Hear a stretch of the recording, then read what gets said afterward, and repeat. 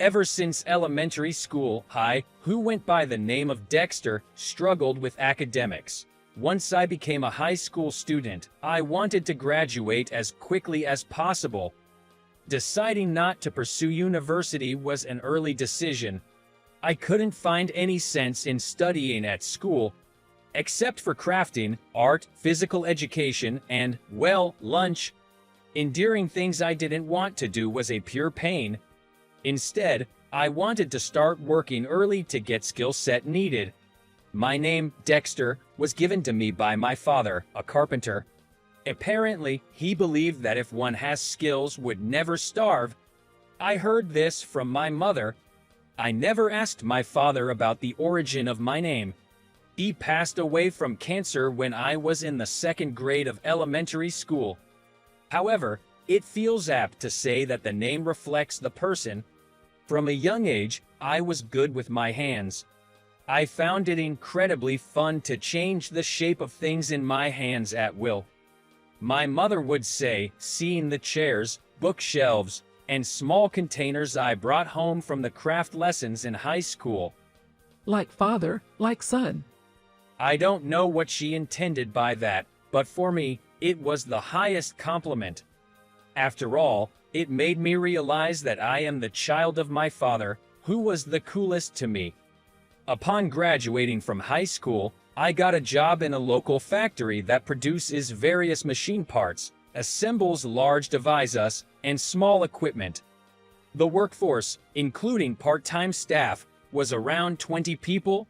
My seniors at work ranged from 20 to 50 years old, the oldest of whom was Mr. Brown, a seasoned veteran in this line for 35 years. He had the title of factory manager, but he always said, "Such a stuffy title doesn't suit me," and had everyone call him by a nickname derived from his last name. He was the archetype of a craftsman and spoke in rough language. I was taken aback by Mr. Brown's rough language when I first joined. However, Mr. Brown was an attractive person with a gap between his appearance and the actual person he was. He was as big as a bear, as his name suggests, but his work was quick and much more meticulous than anyone else's. Moreover, he was always smiling, so everyone loved him. Everyone, including Mr. Brown, was kind to me, who was just a high school student a few months ago. Except for Director Smith, the General Affairs Department.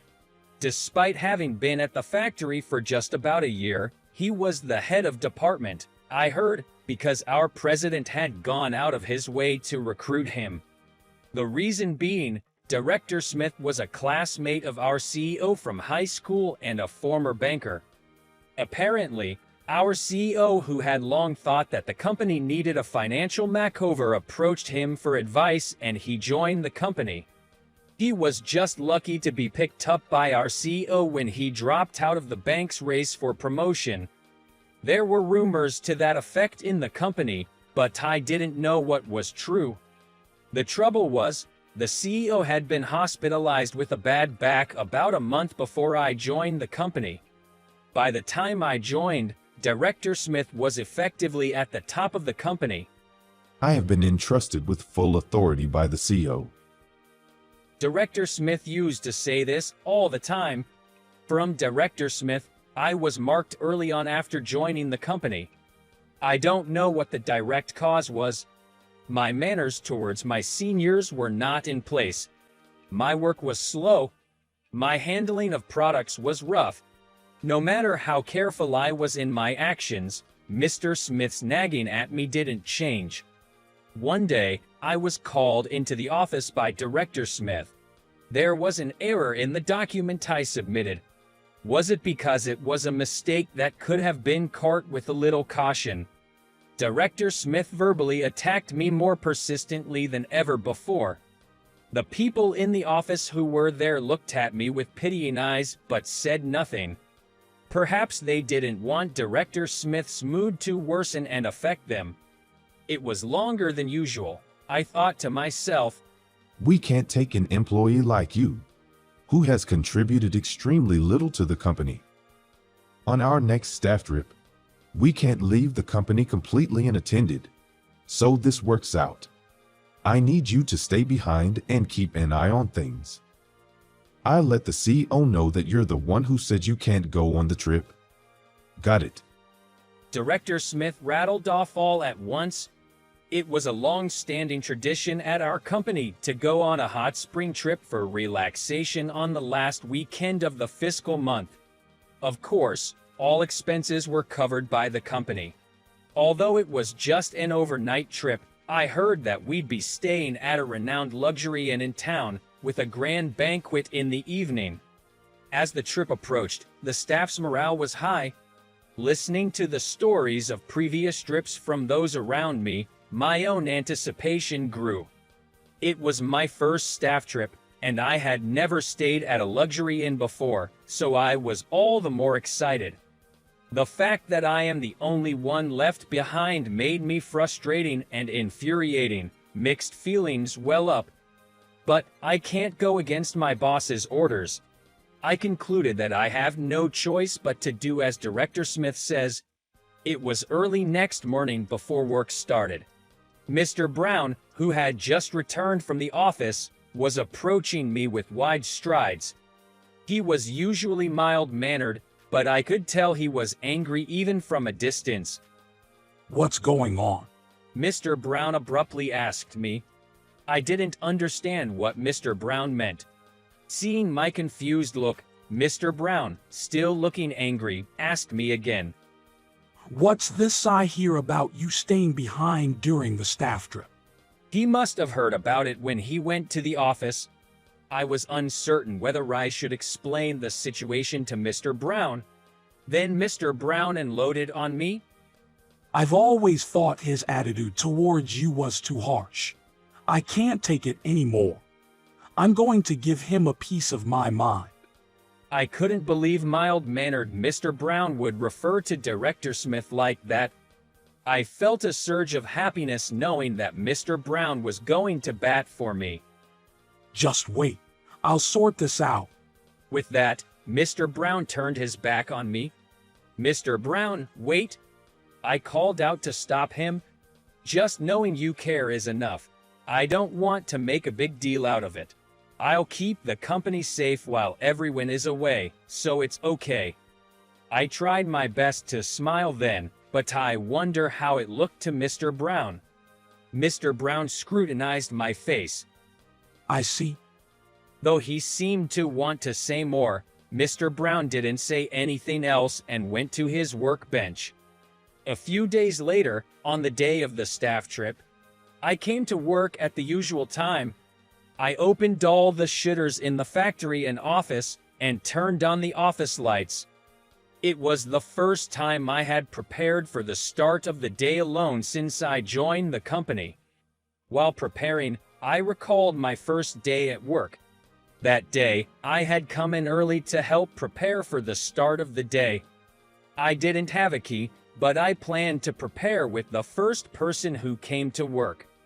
You should try doing what your father did when he was a rookie. How about it? That was my mother's advice. The first person to show up at the company was a big, stern-looking man. It was Mr. Brown. "Good morning." When I greeted him, the man smiled warmly and said, "You must be the newbie, right? Nice to meet you." That was the first time I heard Mr. Brown's thick accent.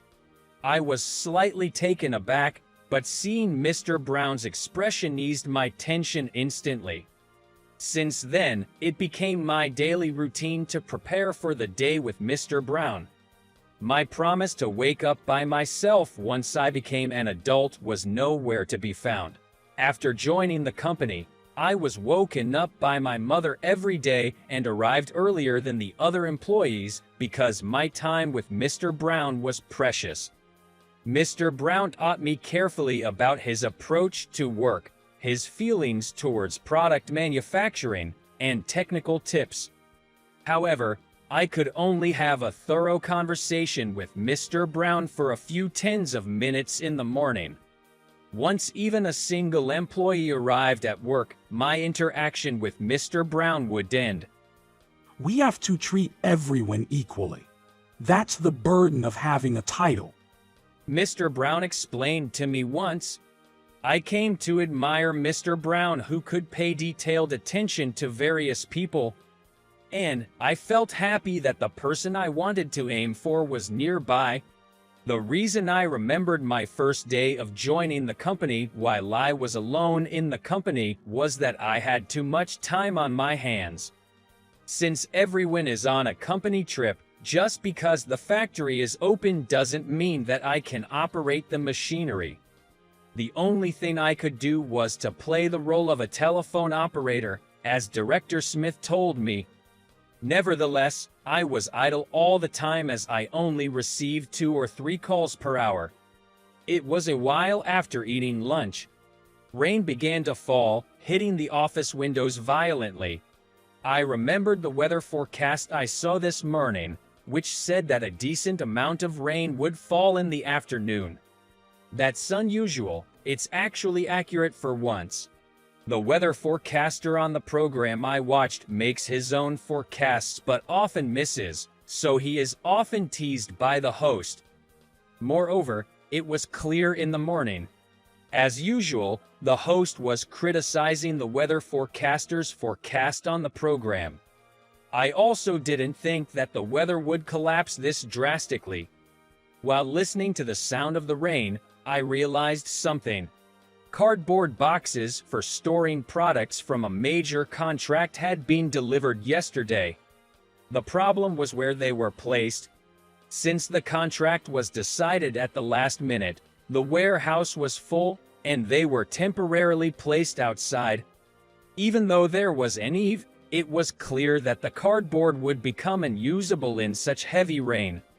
I started to panic and ran to the warehouse, because I remembered that there were tarps. If I could cover it over all, I thought I could prevent it from getting wet to some extent.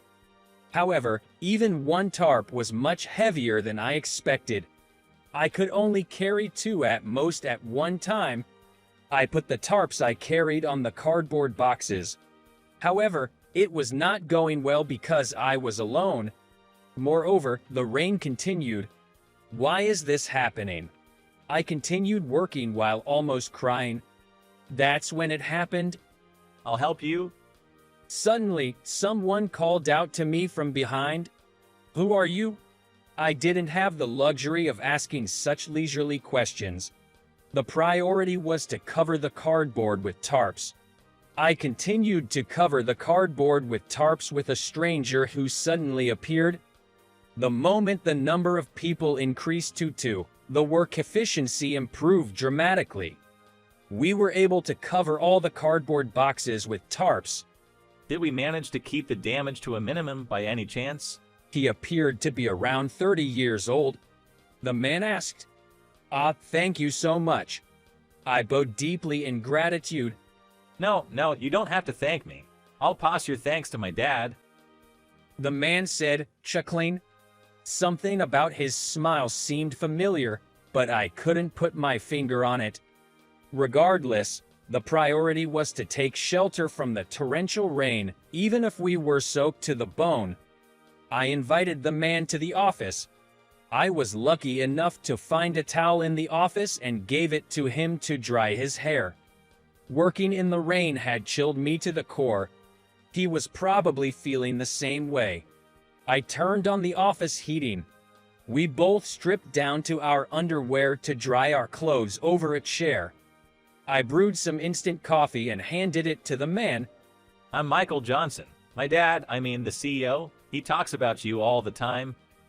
There was something candid about our conversation. Perhaps stripping down to our underwear had eliminated any awkwardness. Then it clicked. The reason why this man seemed so familiar. Johnson is the CEO's last name.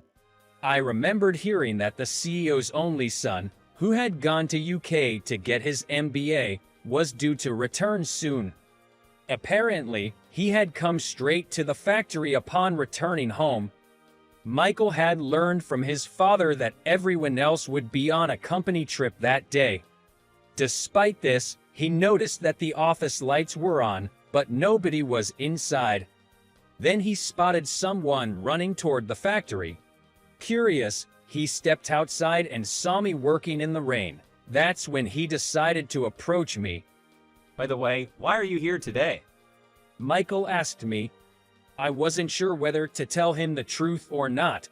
He probably sensed my hesitation from my expression. Michael said, My dad, or rather the CEO, was told about your situation by Mr. Brown. He was worried about you and asked me to offer you some advice when I returned.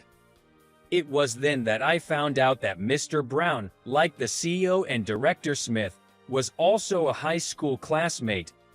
This explained why Mr. Brown had been so angry on the day I couldn't make the company trip, and why he had been referring to Director Smith as that guy.